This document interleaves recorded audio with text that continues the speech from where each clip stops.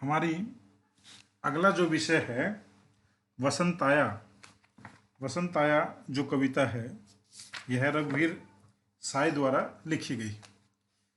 अब जो आपका महीना चल रहा है ये वसंत का ही महीना चल रहा है, तो इसमें वसंताया कविता कहती है कि आज मनुष्य का प्रकृति से रिश्ता टूट गया है। वसंत ऋतु का आना अब अनुभव करने की बजाय कैलेंडर से जाना जाता है। ऋतुओं में परिवर्तन पहले की तरह ही स्वभावतः घटित होते रहते हैं। पत्ते झड़ते हैं, कोपले फूटती हैं, हवा बहती है, ढाक के जंगल दहकते हैं, कोमल भरमर अपनी मस्ती में झूमते हैं, पर हमारी निगाह उन पर नहीं जाती। हम निरपेक्ष बने रहते हैं। वास्तव में कवि ने आज मनुष्य की आधुनिक जीवन शैली पर व्यंग किया है। ये जो कविता है हमारी आधुनिक जीवन शैली पर व्यंग है। इस कविता की भाषा में जीवन की विडंबना छिपी हुई है। प्रकृति से अंतरंगता को व्यक्त करने के लिए कवि ने देशज तद्भव शब्दों और क्रियाओं का भरपूर प्रयोग किया है।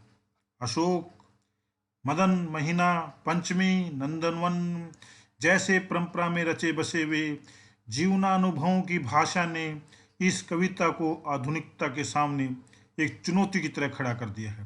कविता में बिंब और प्रतीकों का सुंदर प्रयोग है। अगर संक्षेप में और सरल भाषा में कहें तो ये जो वसंत का आना कविता है ये व्यंग है, क्योंकि आजकल उतनी बारिश नहीं होती। सिर्फ हमें मौसम देख करके पता चलता है या कैलेंडर देख करके हमें पता चलता है कि ये तो वसंत का महीना है। और हमें पता कैसे चलना चाहिए? बारिश से, हरे भरे पेड़ पौधों से, कोपले फूटती हैं, पत्ते झड़ते हैं, तो ये सब चीजें से पता चलना चाहिए, लेकिन पता कैलेंडर से चल रहा है। इसी पर व्यंग है। आओ सीधे प्रश्नों पर चलते हैं। वसंत की आगमन की सूचना कवि को कैसे मिली? कवि फुटपाथ पर चलते हुए प्रकृति में आए परिवर्तनों को देखता है। तब उसे ज्ञात होता है कि वसंत आ गया है। उसे चिड़िया के कूक, पेड़ों से गिरे पत्ते और गुनगुनी ताजा हवा वसंत के आगमन की सूचना देते हैं। प्रकृति में यह परिवर्तन उसे वसंत के आने का आभास कराते हैं तथा घर पर जाकर कैलेंडर इस बात की पूर्ण रूप से पुष्टि कर देता है। अब देखिए प्रश्न 2 में क्या कहता है। कोई 6 बजे सुबह फिरकी सी आई, चली गई। ये पंक्तियां हैं, इसमें निहित भाव को स्पष्ट करना है। वसंत के आने से पहले वायु में ठंडक विद्यमान होती थी। जब पहले आप देखेंगे तो आज के समय से पहले 15-20 वर्षों पहले वायु में ठंडक का हमें एहसास होने लग जाता था। इसमें मनुष्य सिहर उठता है, परंतु वसंत के आगमन के साथ यहाँ गुनगुनी हो जाती है, मानो कोई युवती गर्म पानी से स्नान करके आई हो। यह हवा फिरकी की भांति गोल गोल घूमती है और अचानक रुक जाती है। इसमें सिरहन पैदा करने वाली ठंडक विद्यमान नहीं होती। यहाँ पर ठंड, अब आज के समय में जो हवा है वो गर्म पानी से नहाई हुई लगती है, जबकि होनी कैसी चाहिए? ठंडक विद्यमान होनी चाहिए।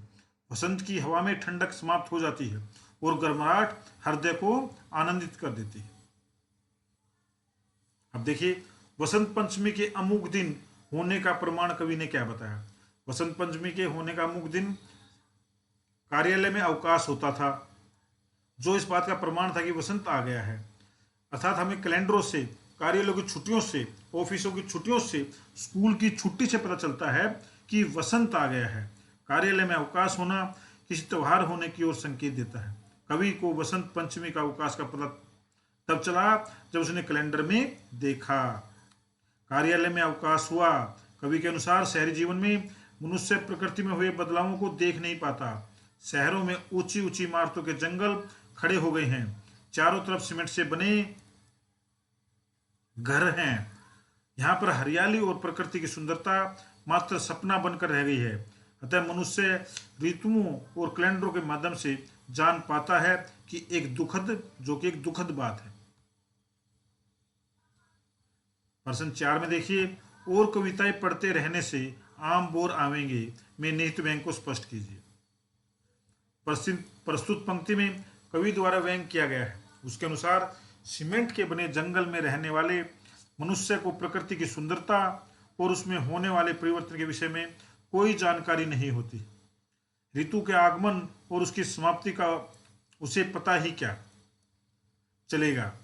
वह मात्र कविताओं के माध्यम से ऋतुओं में हो रहे परिवर्तन और उनके सौंदर्य के विषय में जान पाता है।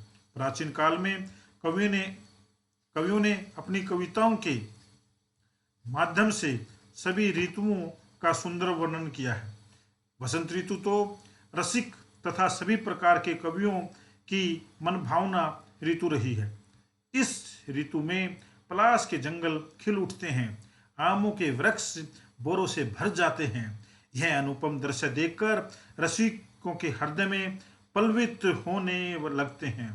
परंतु विडंबना देखिए कि आज सब कविताओं के माध्यम से पता है कि हमें अपनी आंखों से देखने का सौभाग्य नहीं पता चलता। हमें ये सब कविताओं में पढ़ने को मिलता है, अखबारों में देखने को मिलता है, लेकिन हमें पता कैसे चलना चाहिए? अपनी आंखों से देखने का हमें सौभाग्य मिलना चाहिए, जो हमें प्राप्त ही नहीं होता। बस इसी सुंदरता का रसपान हम पढ़कर लेने का प्रयास करते हैं। हमें पढ़कर जो आनंद आता है, अगर उसको हम देखेंगे तो आनंद और भी ज़्यादा हो जाएगा। अब इसीलिए कवि कहता है कि हम पढ़कर लेने का प्रयास करते हैं, जो कि मानव के लिए सोचनीय बात है। इस पर हमें सोचना होगा। अब देखिए कुछ पंक्तियां दी गई हैं, इसमें अलंकारों के बारे में पूछा गया है। बड़े बड़े पेराए पत्ते, कोई 6 बजे जो है एकर के कै ख गैड है। अब देखिए कै में क्या लिखेंगे आप? बड़े बड़े पेराए पत्ते प्रस्तुत पंक्ति में बै और पै वर्ण की 2 से अधिक आवर्ती होने का अनुप्रास अलंकार हो गया है। बड़े शब्द की उसी रूप में पुनरावर्ती कारण पुनरुक्ति अलंकार है। कुछ 6 बजे सुबह जैसे गर्म नहीं हो प्रतीत में मानवीयकरण अलंकार है। मानवीयकरण क्या है कि गर्म हवा को भी जैसे नहाई हुई दिखा दिया गया। खिली हुई हवा ही फिरकी से चली गई, अतः यहाँ उपमा अलंकार दिया गया है। इसी के साथ पंक्ति में अनुप्रास अलंकार भी है, क्योंकि है वर्ण की आवर्ती 1 से अधिक बार हुई है। दहर दहर दहकेंगे कहीं ढाक के जंगल में तय वर्ण की 2 से अधिक बार आवर्ती कारण अनुप्रास अलंकार है। धैर्य शब्द की उसी रूप में पुनः आवर्ती कारण पुनरुक्ति प्रकाश अलंकार है। किन पंक्तियों से क्या था कि आज मनुष्य प्रकृति के नैसर्गिक सौंदर्य की अनुभूति से वंचित है। नीचे दी गई पंक्तियों से ज्ञात होता है कि आज मनुष्य प्रकृति की अनुभूति से वंचित है। कल मैंने जाना कि वसंत आया से ये अमुक दिन ये करके ऐसे आप इसको लिखेंगे। प्रश्न 7, प्रकृति मनुष्य की सहचरी है। इस विषय पर अपने विचार व्यक्त आपको करने हैं। सबके विचार अपने अपने हैं, फिर भी ये अच्छे हैं जो वो मैंने आपको बताए हैं। यह बात सत्य है कि प्रकृति मनुष्य की सहचरी है। जब से मनुष्य का अस्तित्व इस पृथ्वी पर उत्पन्न हुआ है, प्रकृति ने सहचरी की भांति उसका साथ निभाया है। उसने मनुष्य की हर सुख सुविधा का ख्याल रखा है और उसके अस्तित्व को पृथ्वी पर पनपने के लिए सभी साधन दिए हैं। प्रकृति के सानिध्य में रहकर ही मनुष्य सभ्य बना हुआ है तथा ज्ञान प्राप्त किया। आज वह चांद तक जा पहुंचा है। अत्याधुनिक साधन उसके पास उपलब्ध हैं। उसके पास जो छोटी से लेकर बड़ी वस्तु है वे प्रकृति की देन है। मनुष्य का अपना कुछ भी नहीं है। उसने जो पाया है वह इसी प्रकृति रूपी सहचरी से पाया। आरंभ में पूरी पृथ्वी पर प्रकृति का साम्राज्य था, परंतु जब से मनुष्य ने पृथ्वी पर अपने पैर पसारने आरंभ किए, उसने उसके साम्राज्य पर कब्जा कर लिया। आज चारों तरफ उसने अपने आसपास सीमेंट के ऐसे जंगल खड़े कर लिए हैं कि जिसके कारण उसकी सहचरी सिमट कर रह गई है। उसने प्रकृति से सदैव लिया ही है। उसने लगातार सदियों से उसका दोहन ही किया है। उसने अपनी सहचरी के धैर्य और प्रेम का धोखा दिया है। आज प्रकृति ने भी अपने सहचरी रूप को छोड़कर विकराल रूप धारण कर लिया है। मनुष्य ने उसकी सीमाओं का अतिक्रमण कर लिया है कि वह स्वयं अपने अस्तित्व को बनाए रखने के लिए भरसक प्रयास कर रही है। जो वसंत आया कविता है, इसमें कवि की चिंता क्या है ये आपको इसमें बताना है। आज के मनुष्य की प्रकृति से संबंध टूट गया है। उसने प्रगति और विकास के नाम पर प्रकृति को इतना नुकसान पहुंचाया है कि अब प्रकृति का सानिध्य सपनों की बात लगती। महानगरों में तो प्रकृति के दर्शन ही नहीं होते। चारों ओर इमारतों का साम्राज्य है, ऋतुओं का सौंदर्य तथा उसमें हो रहे बदलावों से मनुष्य परिचित ही नहीं है। कवि के लिए यह चिंता का विषय है। प्रकृति जो कभी उसकी सहचरी थी, आज वह उससे कोसों दूर चला गया। मनुष्य के पास अत्याधुनिक सुख सुविधाओं युक्त साधन है, परंतु प्रकृति के सौंदर्य को देखने और उसे महसूस करने की संवेदना ही शेष नहीं बची है। उसे कार्यालय में मिले अवकाश से पता चलता है कि अमुक त्यौहार किस ऋतु के कारण है। अपने आसपास हो रहे परिवर्तन उसे अवगत तो कराते हैं, परंतु हम मनुष्य के हृदय को आनंदित नहीं कर पाते। मनुष्य और प्रकृति का प्रेम मिल संबंध है आधुनिकता की भेंट चढ़ चुका है। आने वाला भविष्य इससे भी भयानक हो सकता है। ये जो आपकी कविता थी, इसमें आपको बताया गया वसंतानु के बारे में। अगर आपकी और भी कोई जानकारी रह गई है तो आप हमें कमेंट बॉक्स में जा कर के पूछ सकते हैं।